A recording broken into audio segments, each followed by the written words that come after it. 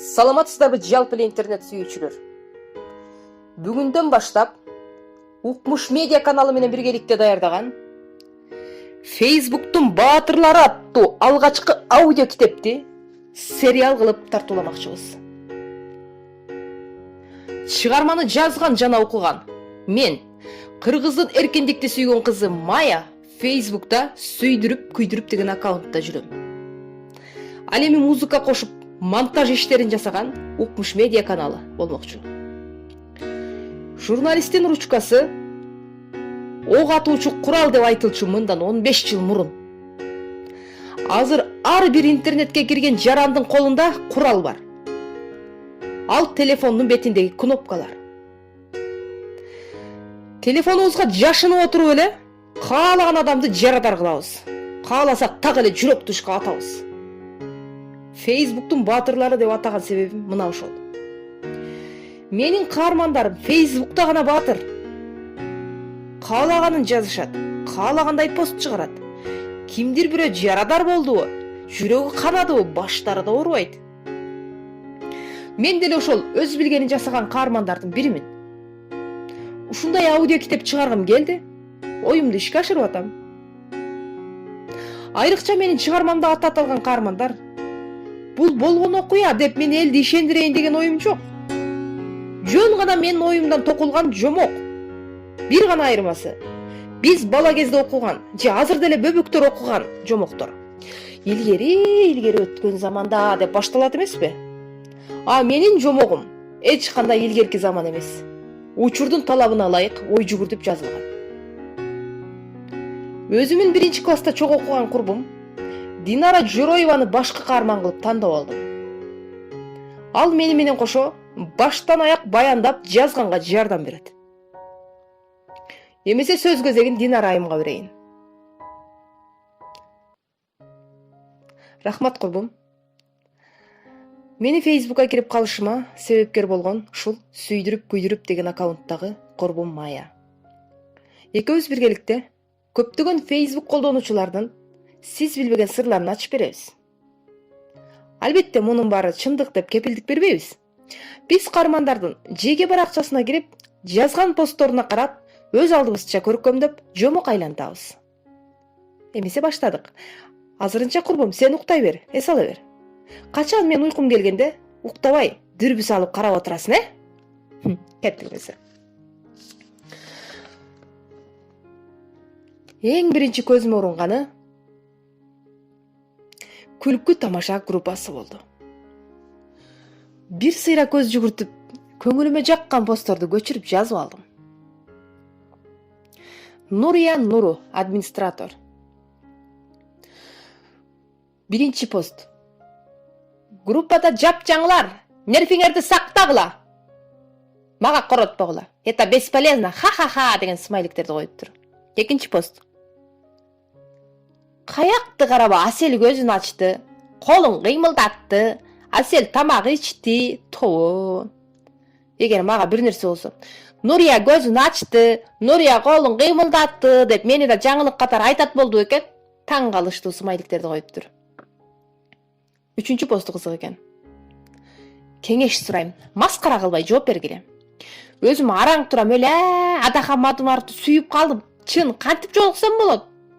Дең сүйдүрө аламбы мен ал кишини? 4-чү пост. Өйдө төмөн сүйлөсөң депутат болосуң дештили. 3 жылдан бери дөдүрөп эле сүйлөп жүрөм. Депутат болбодум го, же стажер элекпи? 5-чи пост. Ырчылар менен депутаттарга суроо. Эмнеге берген жардамыңарды элге жарыя кыласыңар? Милдеттүү аш болбойт дегенди уккансыңарбы? 6-чы пост. Канча жылдан бери өзүн өзү багат, эл өзүн өзү багат. Өзүнө кошуп 120 койду багат. Элибиз оору менен күрөшүп жатканда 120 кой жайлоодо чалкылап жатат. Ха-ха-ха деген смайликтерди коюптур. Болду эми. Ушул 6 посттун тегерегинде жана Нурия Нури жөнүндө кичине баяндама жазып кетейин. Нурия Нуру, кып-кызыл фейк. Ысымы да, сүрөтү да өзүнүкү эмес. Москвада иштеп жүргөн кыргыз мигранттарынын бири. Кесиби боюнча медсестра. Турмуштан ажыраган соң балдарын багуу максатында Орусияга бет алган. Алгач барганда орустардын кагып силккен мамилесине көнө албай, бир чети Кыргызстанда калган балдарын эстеп ичтен сызып, башка бирөөнүн колун кармап кеткен күйөөсүн эстеп, ого бетер буулугуп, бугун кайда чыгарарын билбей, арга таппай жүргөндө Facebook'a кирип калган. Виртуалдык дүйнөдөгү адамдар менен сырдашып, өзүнүн абалы жакшыра баштаганын байкаган. Нурия күлкү тамаша группасын ачып, киши чогулту баштайт. Учурда 26 миңге жакын катталуучусу бар. Нуриянын жазган постторуна 70% негатив жазылат. Албетте өзү айткандай, дөөдүрөп эле сүйлөп жүрсө жакшы сөз күтмөк беле. Бийликке болгон наразычылыгынын себеби Баткендеги чек ара маселесин чечип бере алышпаганына жаны кейит. Өзүнүн ата-энеси дал ошол чек арада жашайт.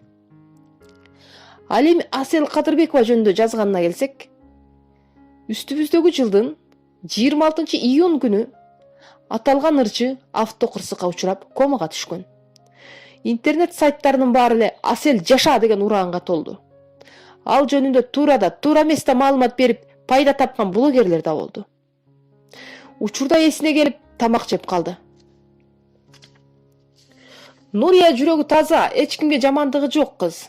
Аселге деле ичи тарлык кылган жок. Бирок бир суроо түйшөлтөт. Канча деген адамдар автокырсыкка учурайт, эмнеге алар жөнүндө жазышпайт? Асел ырчы болгон үчүнбү? Же эң бай ырчылардын бири Нурлан Насиптин жубайы болгон үчүнбү? Же адамдар байлык, мансапка карап мамиле кылып калганбы? Деген ой мээсин курт жегендей айланып кетпей койду. Учурда коронавирус деген сөз дүйнө элин дүрбөлөңгө салып турган кези. Айрымдары бул фейк маалымат десе, көпчүлүгү аты жаман оорудан коркуп, тамак ашты кенен алып, үйдөн чыкпай олтурууну туура көрдү. 2 айлык карантинде отуруп чыккан соң, вирустун экинчи толкуну башталды деген маалымат тарады. Башында ишенбей жүргөндөр өздөрү да ооруп баштаганда эмне дериңди да түшүнбөй калдың. Бул боюнча белгилүү саясатчы Бүтүн Кыргызстан партиясынын лидери Адахан Мадумаров өз оюн мындайча билдирген. Коронавирус болбогон нерсе. Бул дүйнөлүк саясатчылардын оюну. Эрте жазда элдин бийликке болгон наразычылыгын билдирген, пикет митингдерди, ички жана тышкы миграцияны токтотуу үчүн ойлоп табылган. Бирок сак болуу керек. Элди ишендирүү үчүн коронавирус болбосо да грипптин башка түрлөрүн элге жатайын жайылтып жиберүүсү мүмкүн. Нурия Нур медсестралык билими бар аял катары коронавирус коркунучтуу оору эмес экенин билимдүү врачтардан сурап билген. Бул жерде Адахан Мадумаров экөөнүн ою бирдей чыгып калды. Мадумаровду сүйүп калдым деп тамашалап айтканы ошондон улам эле. Саат түнкү 1 окум болуптур. Күлкү тамаша группасына жана анын ичинде админи Нурия Нур жөнүндөгү кыскача баянымды ушуну менен токтотоюн. Көзүмдө талып кетти. Макияжымды өчүрүп, кол бетимди жууп уктайын да, сөз кезегин курбума тактап айтканда сүйдүрүп өткөрүп берейин. Эмесе сөз кезеги өзүңдө. Рахмат курбум, сен эс ала бер. Жакшы түш көрүп жат. Мен сенин түшүңдө дүрбү салып карап отуруп, эмнени көрсөм, кандай окуяларды көрсөм, дал ошондой баяндап жаза берейин, Мейли өз эркиң. Дүрбүңдүн айнектерин жакшылап сүртүп алсаң болгону. Макул, сенин бир сөзүң курбум. Динара уйкуга кетти. Түшүндө жакын курбусу Нурия телефон чалыптыр. Нурия, кандайсың, каяктасың? Мен Москвада сахарный диабет менен ооруган бабушканы карап иштеп атам. Өзүң кандай? Ден соолуктар. Мен жакшы. Кыргызстандамын. Баса, экөөбүз кафеге барып эс алып келели дегем. Ошондо сен Москвага келесиңби же мен Бишкекке барып калайынбы? Ооба, сен эле келчи, мен чымын жиберем азыр. Заматта учуп барып сени алып келет. Үстүнө мени мингиси болот да. Өлө, жөнчү досум. Чымын менен кете турган болгондо, чек арада кете албай жүргөндөр качан эле кетип калбайт беле? Өлө, артекени сүйлөй бербечи. Ой, ишенбейсиң да, азыр мен жиберем, көрөсүн. Чымын заматта учуп барып Нурияны алып келип калды. Көптөн бери көрүш элек курбулар кучакташып өбүшүп, болгон жакшы кийимдерин кийип кафеге жөнөштү. Коронавирус илдетине байланыштуу кафелер да жабык экен. Экөө чакан гана фастфудка кирип шаурма жемей болушту. Заказ берип коюп ортодо бош местага отурганда Нурия жогорку столдо турган кардарды көрүп таң калып туруп калды. Адахан Мадумаров менен Асел Кадырбекова бир столдо шаурма жеп, пепси ичип отурушуптур. Өлә, Адахан ака. Ой, өлә, Макапая. Сиз ушундайсыз бе? деп элеси болуп калды. Мен сизди Бактыгүл Бадыева менен жүрөттөсүз ишенчү эмесмин. Көрсө Асел Кадырбекова менен да жүрөт турбайсыз бе? Асел ошол замат уялып, жертиктеп туруп сөз таппайт, бечара. Кечиресиң карындашым. Бактыгүл Бадыева менен жүргөн эмесмин. Асел болсо менин аяш кызым болот. Ооба, менин атам депутат болгон да. Мадумаров менин аяш атам болот, деп эле Асел актанып баштады. Баса, сени комада жатат дешпеди беле, же жөн эле хайп чыгардың беле? Туура, комада жатып чыктым. Мен хайп кылган эмесмин. Кудайга шүгүр, азыр абалым жакшы. Өлө, силерге бир суроо берейинчи. Ырчылар менен депутаттар эмне эле ичкен жегениңерди баскан турганыңарды элге жарыя кыла бересиңер? Эми карындашым, кеп мындай. Туруп алып суроо бербей олтургулачы жаныңызга. Эмне маселеңер бар, чечип берейин. Нурия менен Динара Мадумаров менен Асел отурган столго чогуу отурушту. Аңгычалардын берген заказы да келип калды. Нуриянын шаурманы өмүрүндө көрө электей жулкунуп жегенин көргөн Асел эси ооп эле калды. Мадумаров Нурияны тигилип карап калганын байкаган Динара, Асел экөө бир шылтоо менен сыртка чыгып кетишти. Асел, сен Мадумаровка жолукканың Нурлан билеби? Деги кызганбайбы дейм да? Жок, жолдошум кызганбайт.